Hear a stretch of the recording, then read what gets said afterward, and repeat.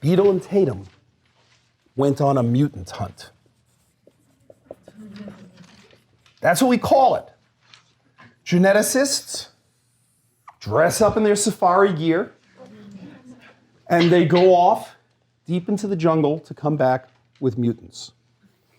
It is called a mutant hunt, and it's really one of the most fun things that you can do in genetics. You laugh, it is one of the coolest things. There are great mutant hunts. Most people come back alive from their mutant hunts and things like that. But there's always dangers entailed. So, how are we going to find yeast that are unable to carry out some aspects of biochemistry? Please design my mutant hunt for me. Yes? If they grew up in an environment where they were deprived of one thing, maybe that would change the way they use other substances. It's true. How would I know? I want to find a mutant that can't do something. Grow a lot of them under certain conditions. Grow a lot of them under certain conditions. Kill all the ones that can't create. Kill all the ones that can create? Can't create. Oh, you see, that's the problem. No, good. Okay, now we're getting into it. Who do we want to find? We want to find the defective yeast. So you're going to kill all the ones that are defective. And that's not, you want to do it the other way. So how are we, okay, but this is good. We're thinking it through, yes. You could tag one of the molecules that the non-defective yeast would use to make a macromolecule. And Yeah. find the ones that have the tag, and those can produce it fine, and the ones that don't have the tag can't produce it. So I've got to biochemically tag the molecule, have it get taken up by the yeast, and somehow label that yeast and the other. But this is going to get complicated. I got to do some fancy chemistry. I'm just a geneticist. I want to. Yes. Given that they can survive off minimal media, could you provide them minimal media with one select rich media? And if they feed off the rich media, then that works. If they don't, then and they're only using the minimal media, then they have something wrong in their processor. Ah, that's interesting. So you want to start with a bunch of yeast and plate them out under permissive conditions. What would be the most permissive conditions you could imagine? The easiest, the cushiest conditions that a yeast could have. Rich media. So let's start out by taking our yeast. Maybe we're going to mutagenize these yeast. We're going to treat them with a mutagen, or maybe we're just going to not bother. In fact, Beadle and Tatum initially did mutagenize their yeast, but you could also do it by just taking yeast. Some of them will be naturally mutants, and plate it out on rich medium.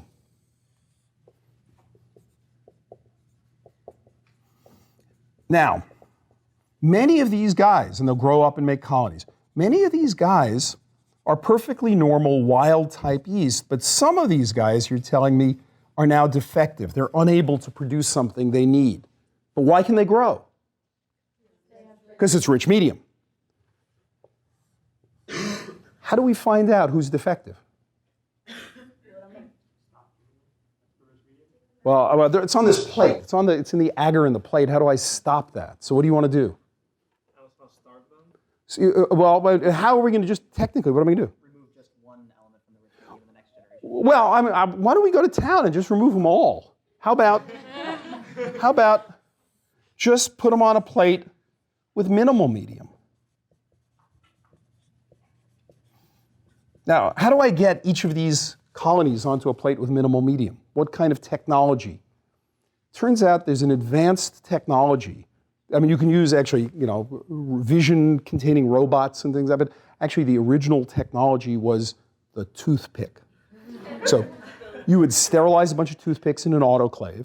You would reach in and take one end of the toothpick, leaving the other end sterile, and you would toothpick some of that and put it over there. We'll toothpick some of that and put it over there, and we'll toothpick that and put it over there, and we'll toothpick that and put it over there, and toothpick that and put it over here. And this one will grow up nicely. That'll grow up nicely, and that'll grow up nicely, and that'll grow up nicely. But this guy doesn't grow.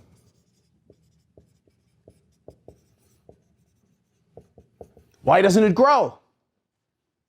It's a mutant. It's unable to grow on minimal medium. It's lost something. So it turned out to be dead easy. All we had to do to find something was just test a bunch of yeast.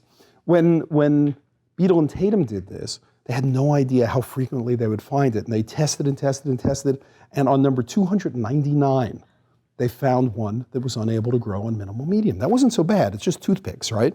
By number 299, they got one who didn't grow, and they were really excited because they didn't know if they might have to do tens of thousands and all that. Then they got another one and another one. They were finding him at a pretty good clip. What's wrong with this guy? How do we tell what he needs? Yes? That's the issue. You can't tell which missing part is the right one because you didn't remove them systematically. So how about, what are you going to do now? Go back to rich medium and remove just one at a time. Well, or how about go to minimal medium and add one at a time? Oh, yeah, sure. Yeah, I mean, I now have this guy here who was on the rich medium, but he couldn't grow on minimal. So let's just take that guy now and plate him out on a plate that contains, phenylalanine. Does he grow? Yeah, he grows. Tyrosine. Does he grow? Yeah, he grows. Leucine. Does he grow? Yeah, he grows. Arginine. Does he grow? No. Can't grow without arginine. Sorry, it can grow without, what am I just saying? I just did it backwards. Let's take that from the top. So we take a guy who can grow on rich medium, but cannot grow on minimal medium. We add back phenylalanine and say, does that rescue him? No, can't grow with phenylalanine. We add back tyrosine. Can he grow? No, tyrosine won't rescue him.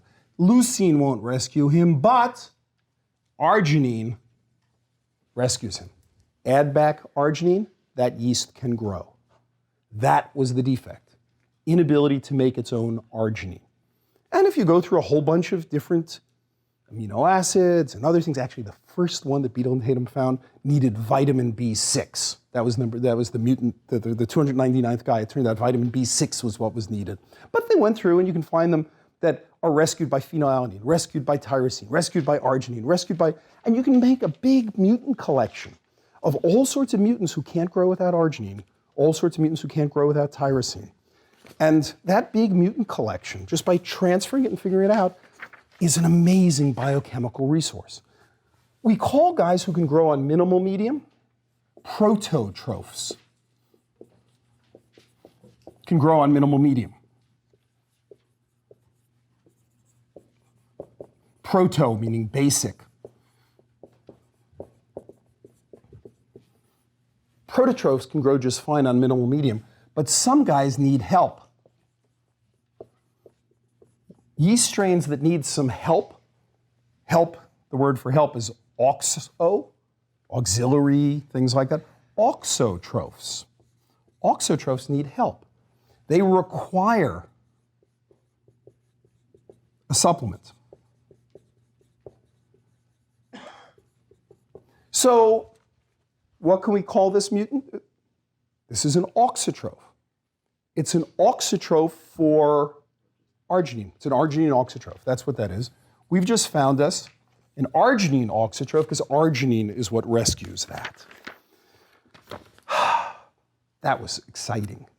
I mean, I'm not joking. I mean, to actually go through and collect mutant after mutant after mutant that can't do this bit of biochemistry, that bit of biochemistry, that bit of biochemistry, and be able to get dozens and dozens of guys who fail in all sorts of different processes is exciting. Now, we had to actually go through and test one at a time, at a time, at a time, each of these guys by transferring here to middle media. But that's because, just as you said, our problem here is we were looking for a defect, for an inability to do something. If you're looking for an inability to do something, you're doing what geneticists call a genetic screen. We have to test each one at a time. Test each colony one at a time.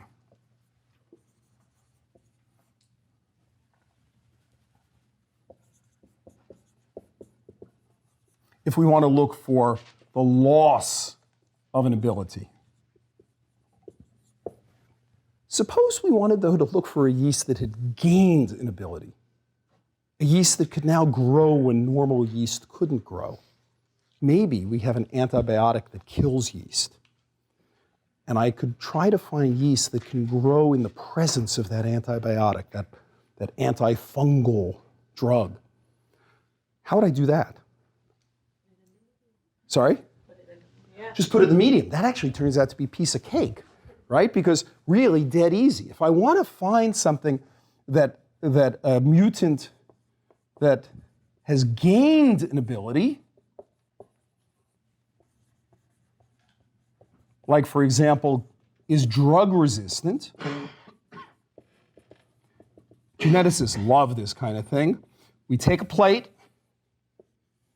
In the agar, we'll put the drug. We'll plate the yeast. And how do we find the mutant? It's the only one that grows. There we go. Mutant, mutant. Geneticists love it when you can arrange what we call a genetic selection. Why do geneticists prefer genetic selections to genetic screens?